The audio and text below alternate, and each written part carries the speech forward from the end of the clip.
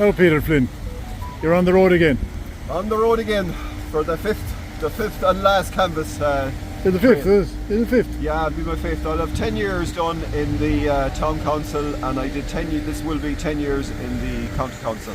And I always say to people, if you want a contrast between a functional organisation and a dysfunctional organisation, do a spell in Westport Town Council and do a spell in Mayo County Council, and the contrast is amazing. Is it? So look, I'm going to give it one more go, Ollie. I think 25 years, if I am re-elected, will be certainly more than an adequate time of service. It's going to be a difficult battle. I mean, there's a big field. There's nearly 10. I think there's 10 people in the field. It really will be difficult this time around. But you look at all you can do is give it your best shot and see where it'll take you. Well, first of all, let me say I have to admire you all, because you must be gluttons for punishment taking on that job at everyone's behest, morning, noon, and night, giving abuse and taking abuse. Yeah, but you can do it. You can take it. Yeah, well, look, you wouldn't be in this business if you couldn't. It has changed. I mean, look, come back to the early days when I joined. There were boundaries. There was no social media, and that has certainly changed things. It's a very, very different environment. But look, the vast majority of people are very, very easy to deal with, very understanding, and appreciate the role you do. There are a small minority that do make things difficult, and in particular, they can be very brave on social media or in a group scenario. But look, it's part and parcel of the job now, and I suppose you just have to deal with it. And tell me now, how do you manage the social media stuff that you get? Because I see it, you get it, and you all get it, to an extent. Yeah. So, I mean, either I do one of two things. I either ignore it or I just simply block people. I mean, it's as simple as that. I mean, you can, the late night stuff in particular, you try to avoid, because, people are at home and having one or two too many, probably in a lot of cases. And the famous, I like a glass of wine. Yeah, and it's maybe we're all guilty of that at times. But to look at it, it really is tricky, social media now. And tell me now, what are the challenges facing Westport, do you think? There are huge challenges. I mean, look at in terms of housing, it without a shadow of a doubt, that's the single most significant challenge that's facing us.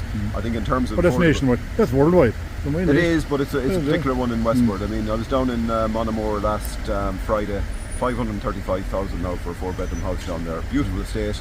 But like when you try and figure out how you match someone on a 30, 40, 50,000 salary with a 535,000 house, it's really, really difficult to figure that out. I think we need to get back to the days of affordable housing, affordable sites. I think actually houses need to be smaller.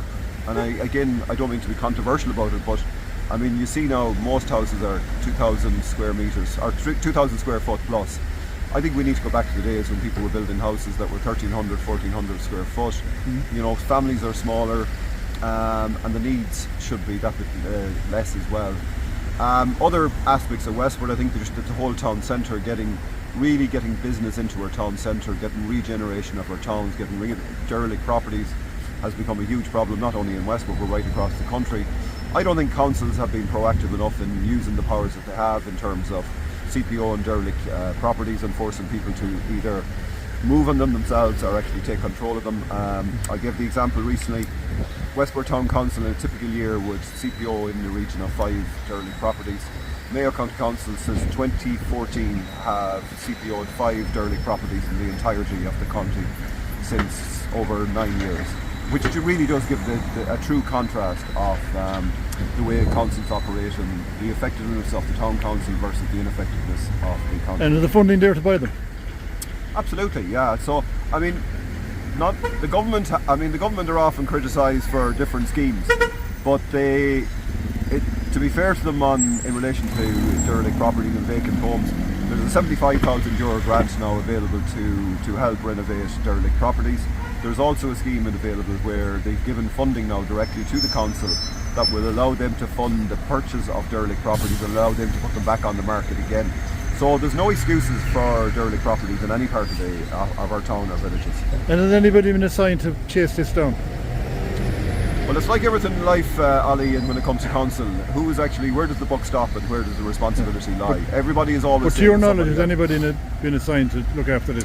So we have a vacant homes officer has been actually assigned in Mayo County Council, and to be fair to herself and the team, they are slowly but surely beginning to make some progress in this area.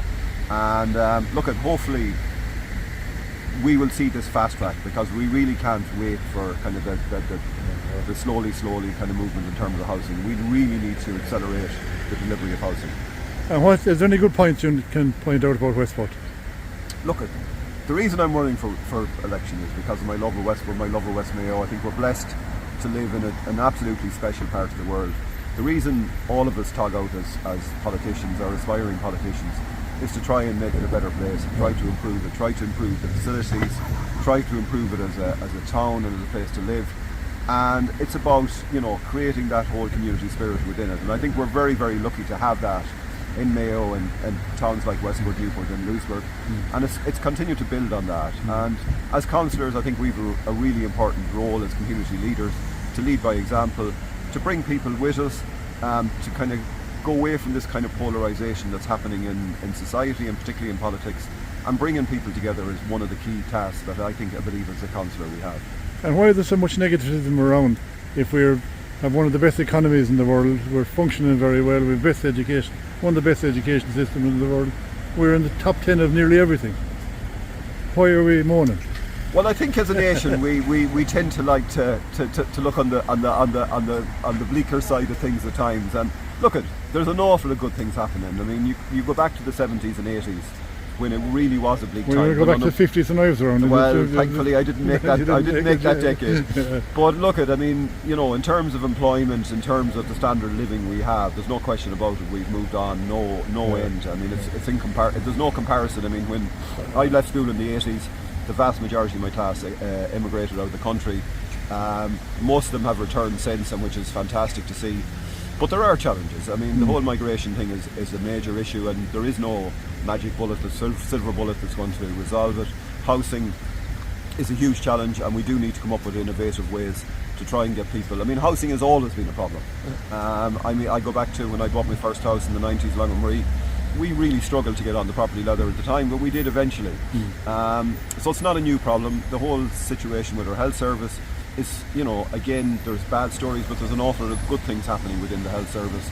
And once you get past the A&E, as part of the hospital, doors do open and things do happen. So I think we've a lot to be very positive about. I think we're very lucky to live, as I say, in a special part of Ireland. And I'm very proud to be a Westport person and very proud to be part of Mayo. Well, the best of luck to you. Thank you very much. I will lead it.